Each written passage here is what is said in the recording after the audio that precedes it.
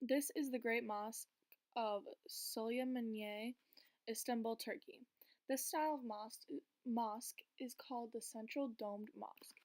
This style is characterized by its imposing central dome that seems to be floating over smaller domes and semidomes. The architectonic formation of the prayer hall is further identified by the flying buttresses, pencil-like minarets, and a courtyard with repetitive domed units. The mosque style became the dominant style in modern-day Turkey, and also in the regions that were under Ottoman hegemony. Between the 15th and 20th centuries, most Ottoman mosques formed part of larger complexes that include additional social and religious functions such as madrasas, soup kitchens, and hospices. Some mosque complexes also house the mausoleums of one or more members of the mosque founder's family. The Soleimani complex is one of the masterpieces of Ottoman mosque architecture. It was built between 1550 and 1557 by the famous architect Sinan, who served as the chief architect of the Ottoman court between 1593 and 1588.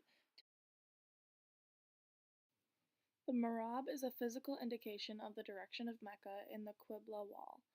It also acts as a symbol that commemorates the Prophet Muhammad in mosque architecture.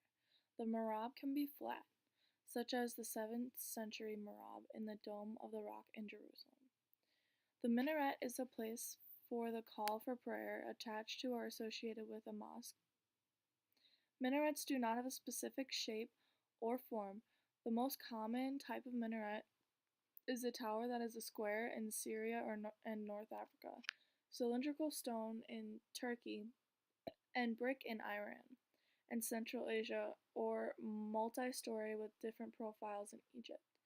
The function of the minaret first evolved when Muslims used elevated buildings and rooftops to call for prayer during the life of the Prophet. Mosques and other buildings serving a religious function usually have one minaret, yet two minarets flanking a portal, which became common in Iran from the 13th century onwards, and the Ottomans framed their mosques with two, four, or six minarets. Now for the art of the Islam. The arabesque is a form of artistic decoration consisting of surface decorations based on rhythmic linear patterns of scrolling and interlacing foliage, tendrils, or plain lines. Often combined with other elements, another definition is foliate ornament, used in the Islamic world, typically using leaves derived from stylized half palmates, which are combined with spiraling stems. It usually consists of a single design which can be tiled or seamlessly repeated as many times as desired. Within the very wide range of Eurasian decorative art, that includes motifs matching this basic definition. Arabesques are a fundamental element of Islamic art, but they develop what was already a long tradition by the coming of Islam. The past and current usage of the term in respect of European art can only be described as confused and inconsistent. This is one of the article carpets, made of silk and wool. Carpets have an inscription, a couplet from the ghazal by Persian mythic poet Hafiz Shirazi, and a signature.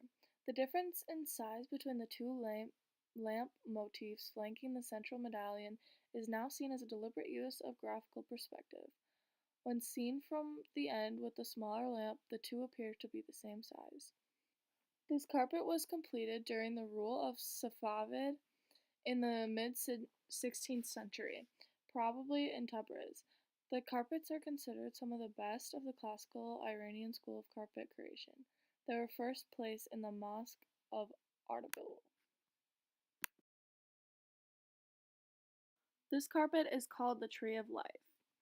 In this carpet, the techniques of the Ottomans are shown with the geometric shapes and the calligraphy type lines.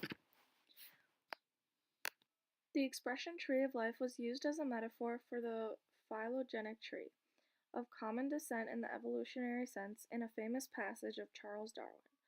The tree of knowledge connecting to heaven and the underworld, and the tree of life connecting all forms of creation, are both forms of the world tree or cosmic tree, according to the Encyclopedia Britannica, and are portrayed in various religions and philosophies as the same tree.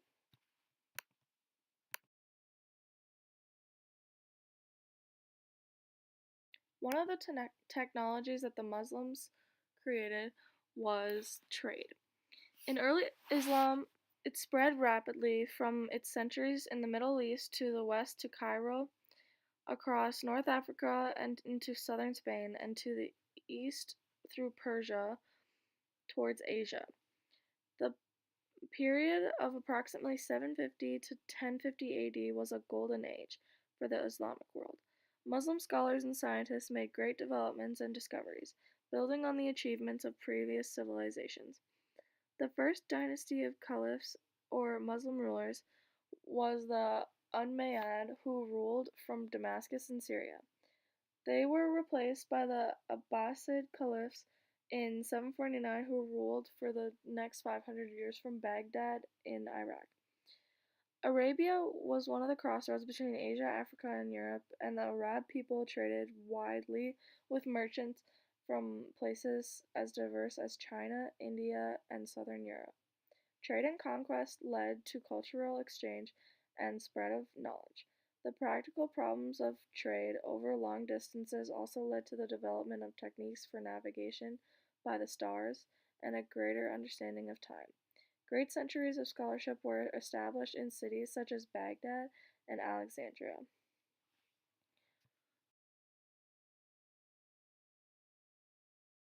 Muslims also started astronomy. Astronomy was important to Muslims for very practical and religious reasons. Astronomy aided navigation for purposes of trade and travel, and it was important in determining an accurate lunar calendar, prayer times, and the direction of Mecca. Important Islamic observatories of the sun, moon, and stars. Accurate calendars were important to determine religious festivals such as the period of fasting known as Ramadan. Islamic astronomers developed new and improved instruments for observation, such as the astrolabe and quadrant. Astronomers such as Al-Tusi and Al-Farghani, as distinguished astronomer of the House of Wisdom, wrote significant books on astronomy, which were later translated into Latin and influenced European astronomers such as Copernicus and Galileo.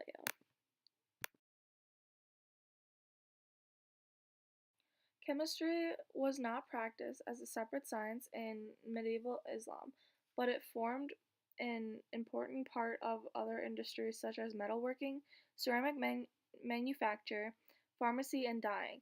A huge amount of practical knowledge of substances and processes were gained. Important methods such as distillation were developed by Islamic scientists, as well as new approaches to experimentation.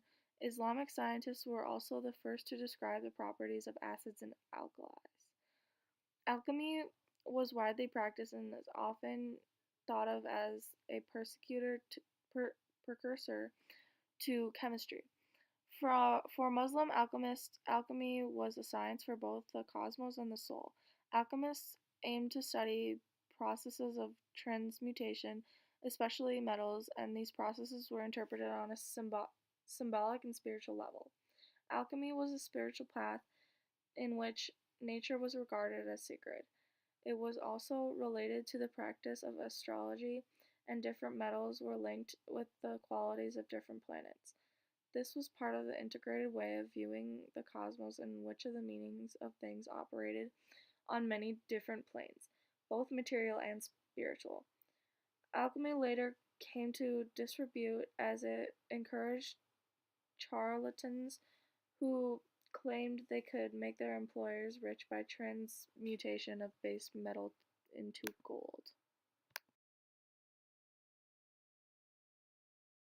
In the end, Islamic culture had big influences on the world today.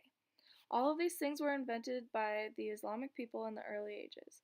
The architecture shows a lot about how they're traditional in their mosques and the different components. The art shows how people express themselves and shows how they used calligraphy and other art forms to make their art. And all of the technologies I talked about are still used a lot today, especially trade. It's still everywhere. Chemistry and astronomy are still used in schools, and there are still many scientists. So, the Muslim world has definitely impacted us greatly today.